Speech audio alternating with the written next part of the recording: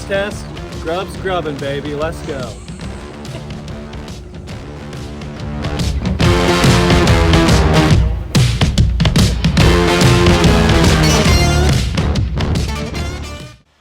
What's up, guys? Welcome to another video of Grubbs BBQ. My name is Jared, and today we're going to be smoking another brisket. Today in this video, I wanted to give you guys a deeper look into what goes into cooking a brisket and how do we control a fire, how do we manage a fire. That's what I'm going to be focusing on this video today, so hope you enjoy it. Let's go. So step one, I got here my charcoal starter. This is a great tool to use when you're starting a fire. You basically just put charcoal here into this bin and then get a fire going up from underneath, and it's just gonna light those charcoals on fire, and it's gonna just quickly speed up your starting your process of getting a good fire going.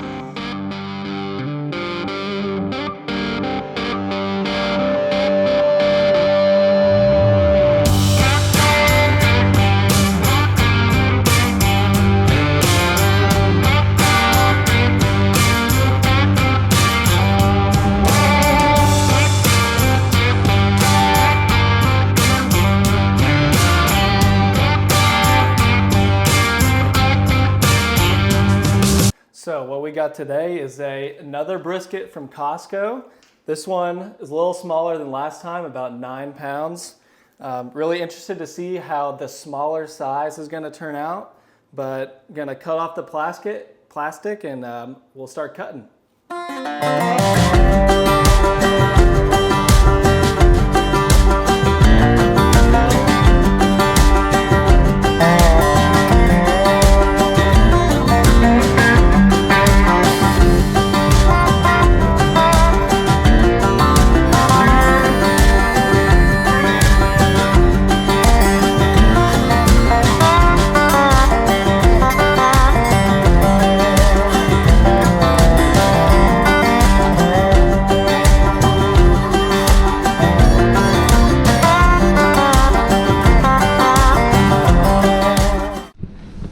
So I wanted to show you the fire from this angle. You can see I've got my 2 wood logs right there. I've got one going parallel this way with the firebox. And then I've got another one coming up onto it from the side. And I do this so I can get some airflow coming through the firebox door right here. So that make sure that it hits all of the wood and that the fire has plenty of oxygen. You can already see this one piece is lit pretty well. I think it'll probably burn through pretty quickly. But I'm gonna shut the firebox door and we're gonna start to see the temperature of the cooker start to rise. So now it's time to apply the rub. So the rub that we got going today is 2 parts black pepper, 1 part kosher salt, and then 1 part Lowry's seasoning salt. And so the past couple of times I've just done salt and pepper, but I've been seeing online a lot lately that people in Texas have been throwing in this Lowry's seasoning salt into their mix for the rub, and I thought that I would give that a try. And so I've got my nice shaker bottle here, and I'm just gonna apply the rub right now. Give it a nice shake. Make sure it's all mixed up nice and good. And we're just gonna lather it on, baby.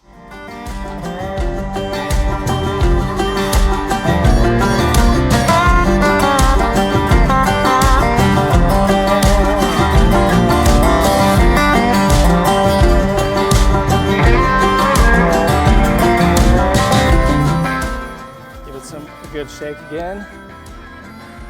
Now it's time to flip it over.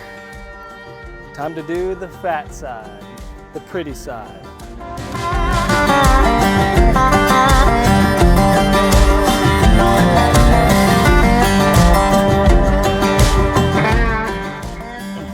All right, so we got the rub on. It's looking pretty good so far. Just gonna pat everything down. Make sure it gets in there real good.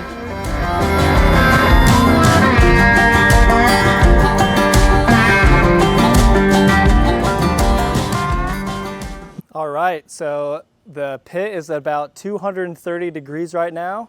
It's a little bit hotter than where I want it to be, but it's time to get the brisket on, and I'm just gonna let the temperature just lower to around 220 to 215 and let it cook around there for about 3 hours, and then we'll just slowly increase the temperature, but it's time to put on the briskets.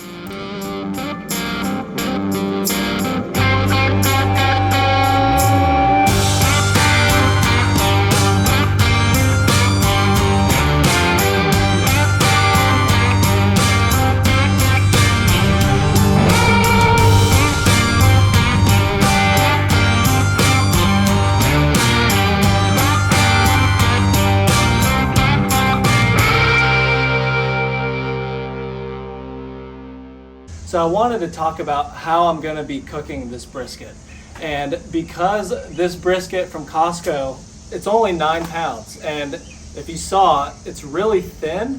And I'm a little worried that because it's so thin that it's going to cook a lot faster. Even the fatty point side of the brisket isn't really that big. It's not that thick. And so because I'm dealing with a lot thinner meat, I want to make sure that I am cooking at lower temperatures. I'm gonna be starting out cooking it around 200 degrees and do that for about 3 hours, and then maybe increase it by 15 to 20 degrees. I really do not want to burn this brisket. If I cook it too hot, if I cook it too fast, it's not going to turn out right. And so I'm going to be really looking at the temperature of the brisket, how the bark is forming, and just making sure that I'm cooking it at a low temperature. So I wanted to show you guys just how difficult it is to keep a fire going at 200 degrees. I have like barely any coals in there, a tiny piece of wood, but that's what I got to do to keep it this low because the brisket's so small. I'm struggling. It feels weird using such little amount of fuel, but it's hot out here and it's just what I have to do. So a lot of what I'm doing throughout the cook, it does take a long time, and unfortunately with offset cookers, you do have to manage a fire pretty much the whole time. So what I'm doing is basically monitoring the temperature, which I have 2 temperature gauges on top of the smoker, but I also bought a thermometer that I can put where the thermometer is on the grate level. And so I'm really monitoring the temperature on the grate level where the meat actually sits, because it gives you a bit better accurate reading. And so I'm monitoring that temperature, and if it's not where I want it to be, there's a couple of different things I can do. So first I'm gonna come over here and look at my fire, and I'm gonna look and see, okay, do I have open flames? Open flames is what you want. If the wood that you have in there is not with an open flame, then it's gonna create dirty and bad smoke, and that will leave a poor taste on the meat. So I come over here, I look and see, okay, we got open flames, that's good, that's what I want. If the temperature is too low, I'll check and see, okay, how much wood do I have? Do I need to add more wood? If I add more wood, that'll provide more heat, more flames. I'll check on the coal bed. If the coal bed is running low, then I might have to go and start another batch of charcoal, and then once it gets heated up, I'll throw it in there, and that'll really boost up the temperature. But I'm also monitoring the airflow. So you can see here, I've got my intake damper, and I can change how far I open it. You really want to balance letting in as much airflow as possible, but also making sure that you're not getting in so much oxygen that the fire inside is just going to blow up. And I'll be honest, for this cook today, it's been really difficult. I don't know why it's been so hard. I've really found that trying to keep the temperature at 200 degrees at grate level in the cook chamber is really hard to manage that fire, because if I want to have an open flame, odds are that the temperature inside is going to be higher than 200. So I've really been battling that. It's been sitting more like 210, 215. So I did that for the first 3 hours, 4 hours really. And after that is when I can kind of kick up the temperature a little bit, start getting things going. So I've been aiming for 225 now, and it's a lot better. It's a lot easier to know when to put wood on, how much air I'm letting into the smoker. Typically, I've been keeping the exhaust damper wide open, and I'm just making sure that as much air as possible that's coming in is going to be sucked out. Whenever you do get to higher temperatures, I could close the damper a little bit and trap some of that heat in there, but I'm really like towing the line of putting the temperature at 225, so letting in, you know, a moderate amount of airflow, but letting out as much as I can so that it doesn't get trapped in the cooker. And that's how things go with an offset smoker. You really just have to fiddle with it and learn how it works. I'm still learning. I watch other YouTube videos all the time about how to do this and how to do it well. And I'm learning that it definitely does take some time. So practice makes perfect, especially in barbecue. And so probably need to throw in another piece of wood here soon. So let's just keep cooking. All right, guys, so it's been about 8.5 hours, and it's time to take the brisket off the smoker and wrap it in some butcher paper.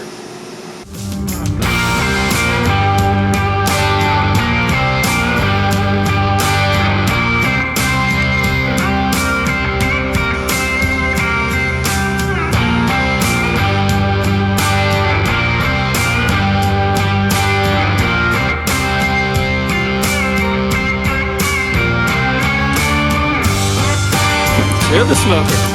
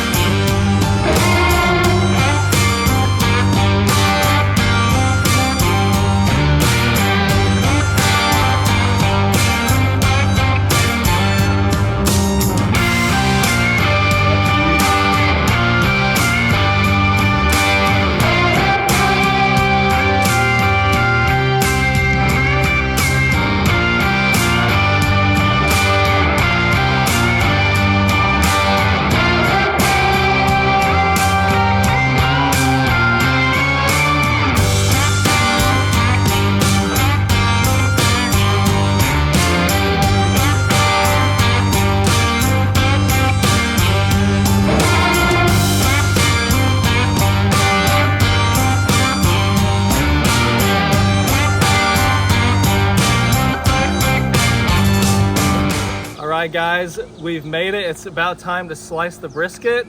It has been sitting in a cooler all night for about 8.5 hours. And I'm always anxious at this point to see how it's going to turn out because I haven't seen it. And so it's about time to look at it and see how the brisket turned out.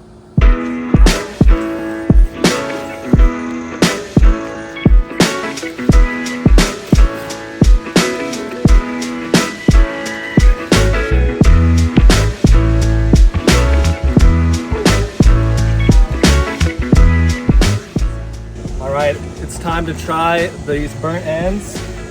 So slice these right here. Get our first taste test. Grubbs grubbin', baby. Let's go.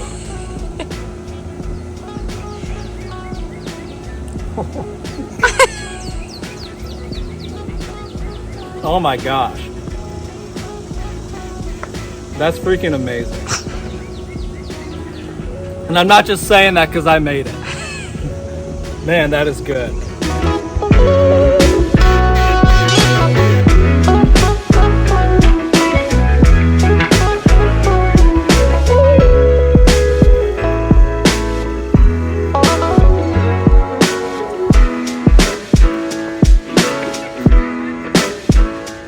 All right, I've got some special guests here. I've got the John Bazanis and Matthew Roy. Time to let them try some burnt ends. Here we go, get it right here.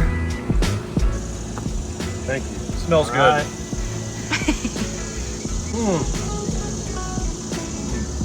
Yeah. That's good. It's good? Woo! All right. Man, I can't wait to eat more of it.